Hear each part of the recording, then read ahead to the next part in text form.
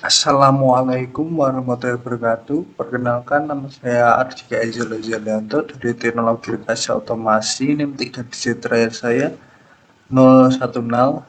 Hari ini saya akan menjelaskan tentang materi OOP, yaitu Object Oriented Programming. Nah, apa sih itu Object Oriented Programming dan juga bagaimana sih konsep dasar OOP? Nah, OP sendiri adalah cara membuat program dengan menganggap data sebagai objek seperti benda di dunia nyata. Nah, contohnya itu pada dunia nyata yaitu ketika sebuah mobil itu pasti mempunyai warna kan, serta ada merek, serta ada beberapa kecepatan maksimumnya. Nah, itu juga seperti manusia juga ada seperti mempunyai nama, umur, tinggi badan, dan juga berat badan. Nah, terus dalam OOP sendiri ini berupa apa sih objeknya, yaitu berupa benda. Dan terus ada atributnya juga, yaitu data yang memiliki objek. Terus untuk metodenya sendiri yaitu kemampuan atau fungsi yang bisa dilakukan oleh objeknya tersebut. Nah, terus di sini juga ada kelas, yaitu cetakan atau blueprint dari objek. Kelas sendiri berisi sebuah rancangan, terus objek ini hasil nyata dari rancangannya tersebut. Nah, perbedaan kelas, atribut, dan konstruktor sendiri yaitu kelas adalah cetakan untuk membuat objek. Contoh logikanya yaitu kita membuat kelas mahasiswa, yaitu kelas berisi semua daftar nama mahasiswa, terus ada NIM-nya juga gitu. Nah, dari kelas itu kita bisa membuat banyak mahasiswa banyak seperti contohnya Andi, Budi, Siti, seperti nama, terus tinggi badan dan berat badannya juga. Nah, untuk atribut sendiri yaitu adalah data yang dimiliki oleh kelas. Contoh yaitu atributnya mahasiswa yaitu nama, NIM, umur. Nah, seperti yang saya katakan tadi. Nah, atribut ini menggambarkan keadaan objeknya, lebih spesifik lah jadinya. Nah, terus di sini ada konstruktor yaitu fungsi khusus yang dijalankan otomatis saat objek dibuat. Fungsinya untuk mengisi nilai awal, menyiapkan objek agar siap dipakai. Terus dari konstruktor yaitu namanya sama dengan nama kelas tapi tidak memiliki tipe data. Terus kita ada metode dalam kelas, yaitu adalah fungsi berada di dalam kelas. Tugas metode mengolah data tersebut, melakukan aksi contoh metode mahasiswa dan mengambil data, hitung IFK. Jadi atribut ini menyimpan data, metode, dan pengolahan data. Terus di sini ada pemisahan file HPP dan JPP ya, seperti yang saya jelaskan pada kemarin ya. File HPP ini berisi header, berisi deklarasi kelas, atribut, prototipe, ibaratnya daftar isi dan blueprint. Terus di sini ada JPP implementasi, berisi isi konstruktor dan isi metode, ibaratnya tempat kerja sebenarnya. Terus di sini ada main CP, berisi tempat membuat objek, tempat menjalankan program utama. Terus di sini ada implementasi warisan, yaitu pewarisan dari kelas induk ke kelas turunan. Contoh di dunia nyata itu hewannya itu induk, terus kucing ini turunannya sebagai turunan, lebih spesifik gitulah nama hewannya. Nah, terus dia mewarisi sifat dari hewan, tapi juga bisa mempunyai ciri khusus sendiri. Dalam OP sendiri, kelas induk sebagai parent atau base, serta ada kelas turunan atau child atau driver. Nah, manfaatnya sendiri itu menghemat penulisan kode, menghindari pengolahan dan struktur program lebih rapi. Nah, untuk alur cara kerja program OP sendiri sangat sederhana, yaitu kita akan membuat kelas, tentukan atributnya, buat konstruktor, dan buat metode. Buat objek di main, akses atribut dan metode lewat objek. Jika perlu, buat kelas turunan, itu range. Nah, untuk simulasi sendiri yaitu OP adalah pemrograman berbasis objek, terus kelas ini sebagai cetakan, objek adalah hasil nyata yang telah dibuat, terus ada atribut adalah data, menyimpan data-datanya, terus metode adalah fungsi. Dan konstruktor sendiri memberi nilai awal, serta HPP ada deklarasi, terus CPP untuk implementasi, dan sedangkan untuk interest untuk mewarisi sifat antar kelas. Nah, kalau saya jelaskan ini masih bingung ya. Ini kita akan lanjut ke program. Tadi kan kita kan udah membahas tentang OOP dan juga HPP, terus ada CPP juga kan. Nah, kita akan lanjut ke programnya, dan ini ada programnya. Saya bukanya lewat Viscode ya teman-teman. Nah, pada program ini saya membahas tentang OPP dasar juga entrance atau satu file dengan input user. Nah, biasanya tuh HPP dan CPP itu kan dipisahkan, tapi ini saya bisa satuin lagi, tapi menggunakan OP yaitu. Nah, dalam OP ini terdapat kelas, yaitu cetakan objek hasil dari kelas, terus ada atribut data yang dimiliki objek, terus ada metode fungsi yang dimiliki objek, terus ada entrance pewaris antar kelas, terus ada kelas induk.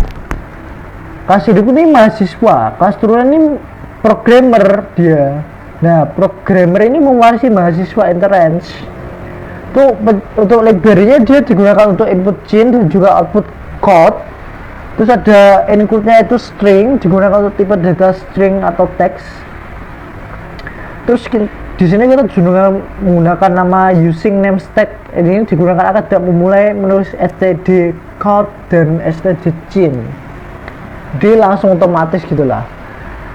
Terus tipe data yang digunakan sendiri yaitu integral, string dan juga float. Untuk integral sendiri yaitu bilangan bulat, string untuk teks, terus float untuk bilangan desimal. Dan untuk integral main-nya adalah fungsi utama program. Program akan selalu dimulai dengan integral main. Terus untuk library sendiri include istream dan juga string using name std. Untuk kelas induk persnya yaitu kelas mahasiswa adalah kelas induk. Kelas ini memiliki atribut nama, umur, dan kode metode dan menempelkan data mahasiswa. Untuk kelas mahasiswa sendiri yaitu protect string nama, atribut untuk menyimpan nama, integral umur untuk atribut untuk menyimpan umur. Terus di sini ada publik konstruktor otomatis dijelaskan saat objek dibuat. Mahasiswa string ini nama n. Terus untuk metodenya sendiri itu untuk menampilkan data mahasiswa yaitu void tampilkan mahasiswa, code nama, code-nya juga nama, umur, outputnya. Terus di sini ada kelas turunan atau child. Kelas programmer adalah turunan dari mahasiswa dengan kelas programmer publik mahasiswa. Artinya kelas programmer mewarisi atribut dan metode dari kelas mahasiswa. Dan untuk kelas programmer sendiri itu publik mahasiswa privat, string bahasa, string tambahan khusus programmer. Nah, untuk konstruktor programmer sendiri itu programmer string ya, ini. Nah, untuk metodenya yang akan melakukan data lengkap programmer yaitu menggunakan void dan juga tampilan programmer. Terus ada memanggil void dari kelas induk yaitu tampilkan mahasiswa. Terus ada menampilkan atribut juga yaitu khusus programmer, yaitu code bahasa pemrograman, yaitu outputnya akan keluar bahasa pemrogramannya. Lalu kita akan ketik gitu. Dan untuk fungsi utama sendiri yaitu kita akan di dalam main dilakukan yaitu input data user, pembuatan objek, dan juga pemanggilan metode. Untuk integral mainnya sendiri itu code program dasar OOP dasar ini. Terus dia akan variabel untuk menampung input dari user yaitu string nama, input integral umur, string bahasa pemrograman apa yang akan digunakan. Kita akan input semua itu. Nah, ini dia. Terus ada keluaran yaitu code masukkan umur.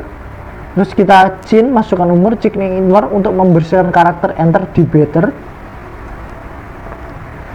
Terus ada code juga yaitu masukkan bahasa pemrograman, get line chain bahasa, code ND membuat program dari kode programmer, nama, umur, bahasa, memanggil metode dari objek, maka dia akan ditampilkan pada akhirnya yaitu nama, umur, dan juga bahasa pemrogramannya.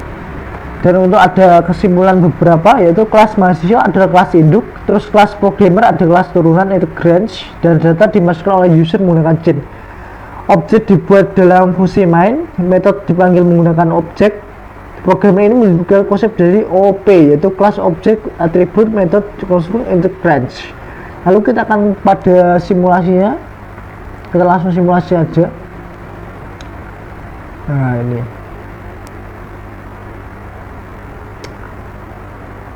Nah, kita langsung masukkan nama mahasiswa seperti yang pada program tadi. Kita akan disuruh memasukkan mahasiswa, yaitu inputannya, nama mahasiswa, umur, dan juga bahasa pemrograman, dan langsung akan ditampilkan. Dan untuk outputnya sendiri, yaitu masukkan nama mahasiswa yang pertama, kita masukkan. Terus ada outputnya juga masukkan umurnya yaitu 18. Ada juga masukkan bahasa pemrograman, lalu ini akan semua akan digabung menjadi satu. Ya seperti ini. Walaupun kelihatannya simple, tapi mungkin pasti sulit akan dipahami. Nah di sini saya menggunakan bantuan komen. Seperti pada materi sebelumnya yang saya jelaskan, kalau penggunaan komen itu sangat penting supaya bisa memahami lebih dalam, seperti kelas mahasiswa itu ada kelas apa, dan juga integral ini apa, tipe datanya apa, terus chain dan juga code itu apa, terus ada string yaitu teks ya, berupa tipe data string atau teks yaitu itu, terus ada name state std ya, itu apa gitu. Nah itu lebih cepat kalian menggunakan komen, tapi harus rapi gitu. Dan itu saja mungkin untuk pembahasan kali ini, karena ini merupakan program yang sangat simpel ya. Di sini saya juga menggunakan program yang sudah saya buat terlebih dahulu, dan juga saya baru menjelaskan karena saya takutnya tuh durasinya kepanjangan dan juga kalian itu mungkin tidak paham lah intinya gitu. Nah di sini maka saya akan percepat saja gitu. Terima kasih ya sudah menonton. Mungkin ada salah kata atau mungkin ada salah pengucapan, dan juga mungkin ada beberapa program yang tidak sesuai harapan kalian lah gitu. Intinya saya mohon maaf sebesar-besarnya. Terima kasih telah menonton, jaga kesehatan. Wassalamualaikum warahmatullahi wabarakatuh.